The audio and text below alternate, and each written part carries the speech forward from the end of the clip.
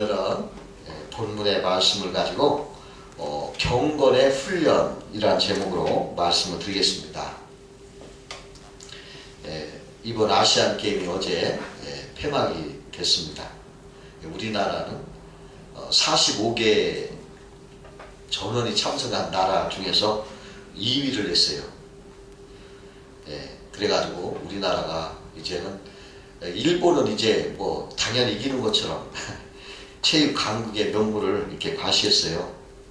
보면서 야, 우리나라 선수들이 훈련을 많이 했구나, 참 수고했구나 하는 생각이 들었습니다. 북한도 7위를 했어요. 7위. 잘한 것입니다. 자기들이 굉장히 기뻤나 봐요.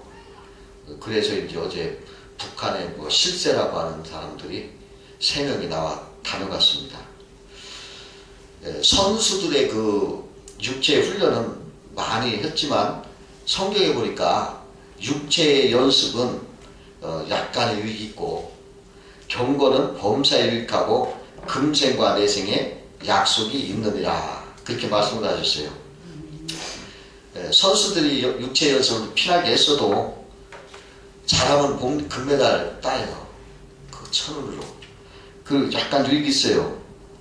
근데 경건은 금생과 내생에 약속이 있는 그것입니다. 그래서 이 경건의 훈련만큼은 못 미친다, 그런 말씀을 하시는 것입니다. 그런 의미에서 볼 때 우리가 그 아시안 게임 선수들보다 더 훌륭한 멋진 선수예요. 경건한 삶은 참으로 귀중한 것입니다. 그 레오나르도 다빈치라는 유명한 화가가요, 불후의 명작 모나리자, 아니 최후의 만찬, 최후의 만찬을 이렇게 제작을 하면서 많은 고심을 했어요. 최후의 만찬에서 나오는 예수님과 그 가룟 유다 모델을 어디서 구할 것이냐. 그러던 어느 날 말이죠, 그 예수님의 모델로 피에트르 반드넨이라는 한 성가대원을 발견해서 작품을 시작했어요. 그리고 그 피에트르는 예수의 모델이 된 후에 로마로 가서 음악 공부를 하러 갔습니다. 근데 거기서 나쁜 친구의 게임에 빠져가지고 방탕한 생활을 하게 됐습니다. 한편 예수의 모델을 구해 큰 성과를 보았던 레오나르도 다빈치는 마지막 단계에서 큰 장벽에 부딪혔는데 예수를 배반한 가룟 유다의 얼굴을 좀처럼 발견할 수 없었기 때문에 아주 고민을 했어요. 그러던 중에 다빈치는 마침내 유다의 얼굴을 발견했어요. 근데 그 모델은 다른 사람이 아니라 예수의 모델이 되었던 피에트로였습니다. 같은 인간이면서도 어떤 삶을 사느냐에 따라서 그 사람이 예수도 되고 유다도 될 수 있다, 이것입니다. 경건하게 살면 예수가 되고 불경건하게 살면 유다가 되는 거예요. 그러므로 경건한 삶은 인생을 좌우하는 귀중한 것입니다. 그런데 이 경건한 삶은 그냥 저절로 되는 게 아닙니다. 경건의 훈련이 반드시 필요한 거예요. 바로 이 신앙생활이 경건의 훈련이라고 볼 수가 있습니다. 그러면 오늘은 이 경건의 훈련은 무엇인가 한번 그것에 대해서 한번 은혜를 나누고자 합니다. 첫 번째로 이 경건의 훈련은 망령되고 허탄한 신화를 버리고 말씀에 서야 한다, 이렇게 말할 수가 있어요. 본문 7절에 보니까 망령되고 허탄한 신화를 버리고 경건에 이르도록 내 자신을 연단하라, 그렇게 말씀을 했거든요. 경건에 이르려면요, 하나님 말씀보다 더 좋은 게 없어요. 하나님의 성경 말씀은 우리 인생의 길이고 진리고 생명이에요. 이 말씀이 우리 영혼에 들어가면은 우리 영혼이 살아나게 되는 것입니다. 반대로 이 말씀을 떠나게 되면은 사람들이 죄를 짓고 타락하게 되는 거예요. 그래서 말씀을 굳게 잡고 이렇게 살아가면은 그 말씀이 우리를 경건하게 하고 살리게 되는 것입니다. 말씀을 우리가 늘 생각하면은 이 말씀은 우리 불기둥처럼 우리를 죄에서 이렇게 지켜주는 거예요. 말씀을 많이 읽어놓은 사람은요, 혹시 죄질 생각이 나도 말씀이 이렇게 떠올라요. 그래가지고 경계를 하는 거예요. 말씀을 많이 본 사람들. 그 에스겔 선지자가 골짜기에 가장 널려져 있는 마른 뼈들에게 하나님 말씀을 대언하라 했을 때 그 말씀을 이렇게 대언해요. 그랬을 때 그 마른 뼈들이 이리저리 서로 달라붙어 가지고 또 거기에 힘줄이 생기고 또 살이 붙어 가지고 이스라엘 대군이었다. 그렇게 되는 그것이 성경에 이렇게 기록된 걸 볼 수가 있어요. 그런 환상을 보게 된 겁니다.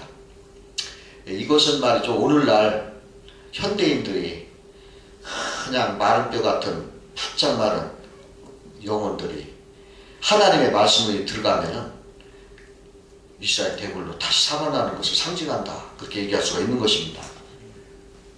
그 영국의 스로스치라는 죄수가 있었는데요, 그분은 영국과 오스트레일리아에서 40년간 교도소 생활을 했고 또 가죽 채찍으로 50번씩 8번을 맞았다고 해요. 근데 그 생활은 전혀 변화가 안 되더라는 거예요. 그래가지고 경찰이나 교도소에서 그를 어떻게 해야 할까 아주 애를 태웠어요. 근데 그가요, 구세군 숙박소에서 하나님의 말씀을 들어요. 그리고서 거기서 그리스도를 영접하고 새 사람이 되었어요. 그리고서 그는 구세군 추록자 보호소에서 18년 동안 봉사를 합니다. 아주 성실하게. 그리고 그가 이렇게 말했어요. 나는 400번의 가죽채찍이나 40년간 교도 생활로는 변화되지 않았었다. 그런데 그리스도의 말씀으로 인해서 불과 1, 2분 만에 나는 변화되었다. 그렇게 간증을 했어요.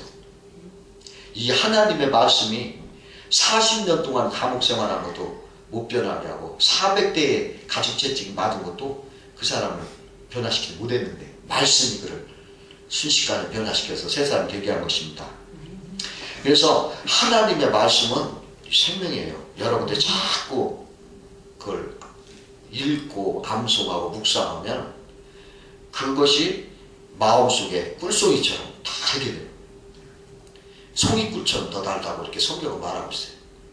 그 말씀이 자꾸 우리가 들어가면 점점 한숨 쉬던 사람이 어느샌가 콧노래가 나와요.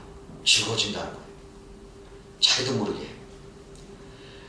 사람이 즐거워지면 건강해지고요, 기분이 좋아지잖아요. 그 말씀이 우리 속에 들어가면요, 하나님께서 형통의 복을 주시는 거예요. 모든 문제도 이렇게 풀어지게 하고 또 삶의 소망이 생겨가지고요, 아주 활기가, 그 심령의 활기가 넘치게 되는 것입니다.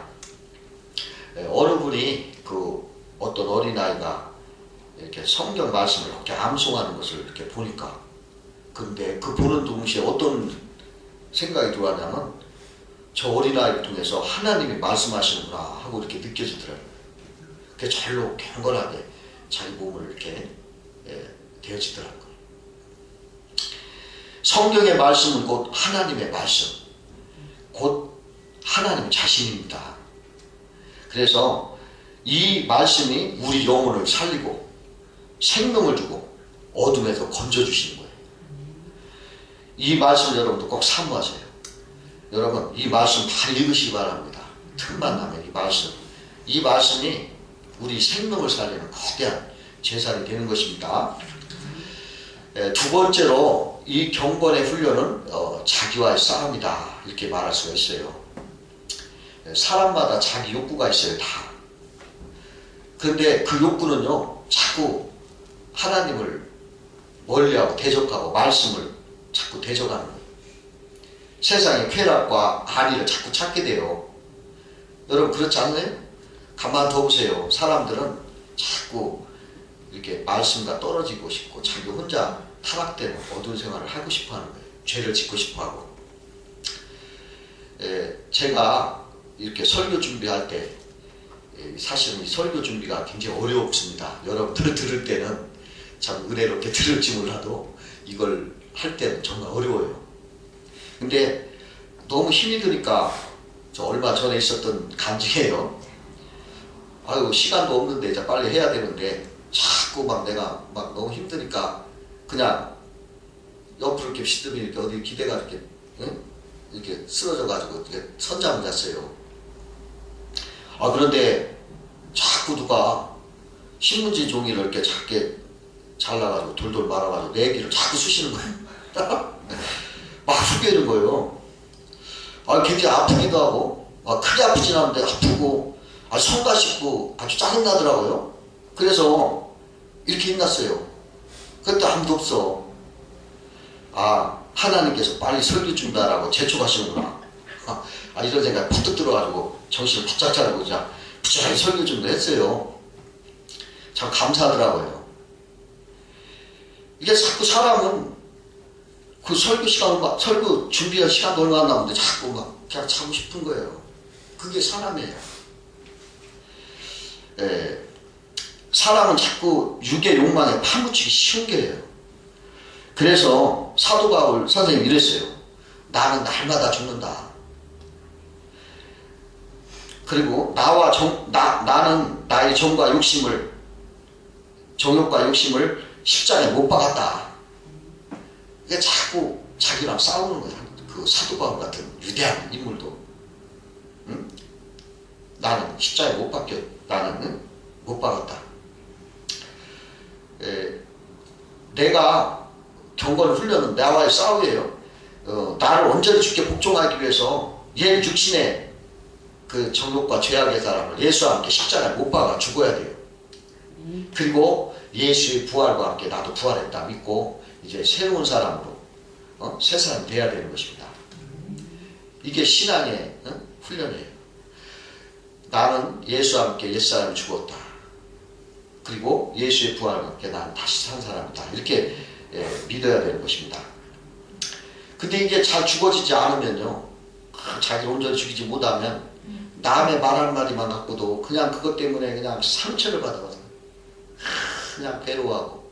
그게 자기가 안 죽어서 그래요. 내가 완전히 죽어보세요. 죽은 사람이 뭐 누가 욕한다고 벌떡 일어나서 너 내가 왜 욕했냐고 이렇게 또 죽습니까? 그냥 죽으면 죽는 거 아니냐? 죽어버리면은 뭐 누가 욕을 하고 뭐 그래도 아무 소리 못하고 그러는 거예요.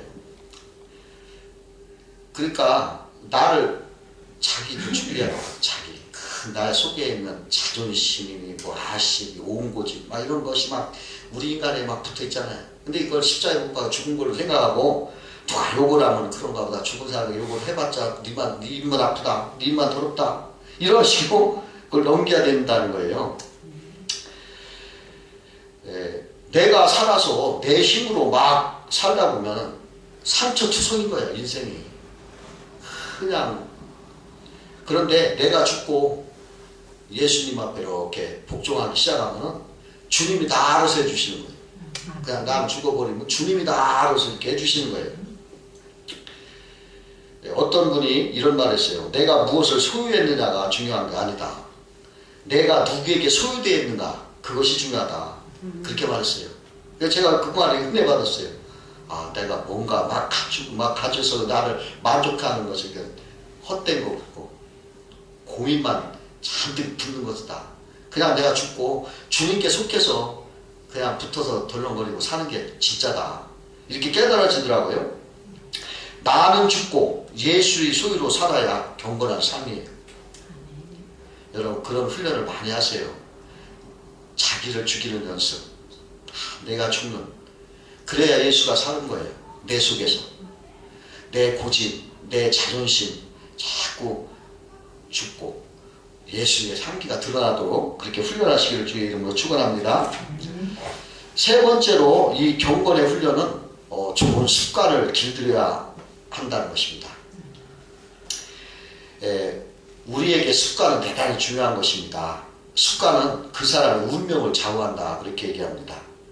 좋은 습관은 우리를 성공과 축복의 길을 인도하는 것입니다. 그러나 나쁜 습관은 우리를 실패하게 만들고 패배하게 만드는 것입니다. 우리나라 속담에 보면은 3살 버릇 여든 간다는 말이 있듯이 평생을 긍정적인 습관을 가진 사람은 행복을 주고 부정적인 습관을 가진 사람은 불행을 주는 거예요.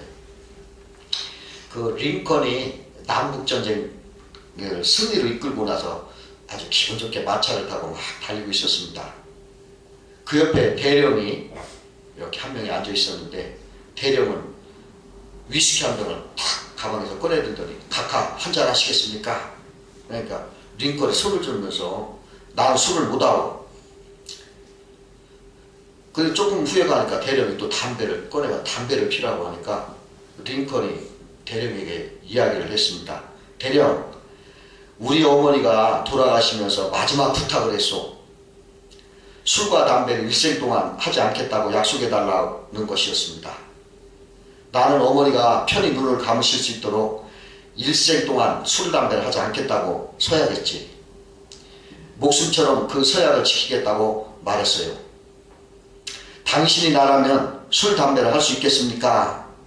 그러자 대령이 이렇게 말했습니다. 저라도 술, 담배를 하지 않았을 것입니다. 내게 그런 어머니가 있었다면 나도 대통령이 되었을 것입니다. 그러더라는 거예요. 여러분, 술, 담배 습관, 그거 평생 고집인 거예요. 나쁜 습관 아닙니까? 링컨 대통령은 그 술, 담배 습관이 없어가지고 대통령 됐다. 그 말은 좀 과연이지만 좋은 습관으로 늘 말씀을 읽고 기도하고 늘 좋은 습관으로 대통령이 되는 건 쓸모없는 사람이에요. 그 아주 못생긴 남자가 있었는데 너무나 예쁜 여인을 보고서 아주 사랑에 빠진 거예요. 그래서 막 큰 마음을 먹고 그 여인에게 사랑을 고백했어요. 그랬는데 딱지를 맞은 거예요. 그러자 그 남자가 어떡할까 하고 오랫동안 연구를 하다가 최후의 수단으로 아주 멋있는 가면을 만들어가지고 썼어요. 그리고서 청혼을 했습니다. 그 여인은 같은 남자일 줄 모르고 멋있는 구애 이벤트가 이렇게 마음에 들어가지고 청혼을 허락했어요. 그래 한동안은 서로 만나지 않고 전화하고 편지로 이렇게 서로 사랑을 속삭였어요. 그렇게 하루 동안 오랫동안 무리고 가면서 서로 사랑을 확인한 두 사람이 이제 결혼을 하게 됐던 거예요. 근데 남자는 결혼을 앞두고 자기 얼굴에 자신 없어요. 그래가지고 아주 큰 돈을 들여가지고 정말 실제 얼굴처럼 아주 정교한 가면을 이렇게 쓰고서 결혼했어요. 그러고서 살았어요. 결혼한 날부터 그 남자는 여자를 위해서 자신의 모든 것을 막 바치는 거예요. 그녀가 슬플 때는 든든한 어깨가 되어주고 작은 일 하나하나까지 그냥 세심하게 배려해주고 그녀의 최고의 남편이 된 거예요. 그렇게 행복한 결혼생활을 하는 어느 날에 그 남자는 자기 친구를 한 명 집으로 이렇게 초대했습니다. 근데 그 친구는 그의 비밀을 알고 있던 사람이에요. 그래가지고 친구가 장난기가 발동을 했어요. 신부를 놀라게 해줄 마음으로 갑자기 그 가면을 확 벗겨버렸습니다. 그런데 놀라운 일이 벌어졌어요. 그 못생긴 얼굴이 말이죠. 그 못생긴 얼굴로 나와서 신부가 깜짝 놀랄 게 기대했었는데 뜻밖의 가면처럼 아주 멋진 얼굴이 아주 멋있는 사람으로 이렇게 나오더라는 거예요. 그가 그 사랑의 습관, 그 희생의 습관, 웃는 습관, 섬기는 습관, 이 습관으로 그냥 물들어가지고 그 못생긴 얼굴이 주님의 형상을 닮아가는 아름다운 얼굴을 변화시켰더라는 거예요. 그 습관이라는 게 그렇게 변화시키더라는 거예요. 여러분, 긍정적인 삶의 습관을 가지면은 부정적인 삶의 습관을 가진 것보다 훨씬 행복하고 성공할 수가 있습니다.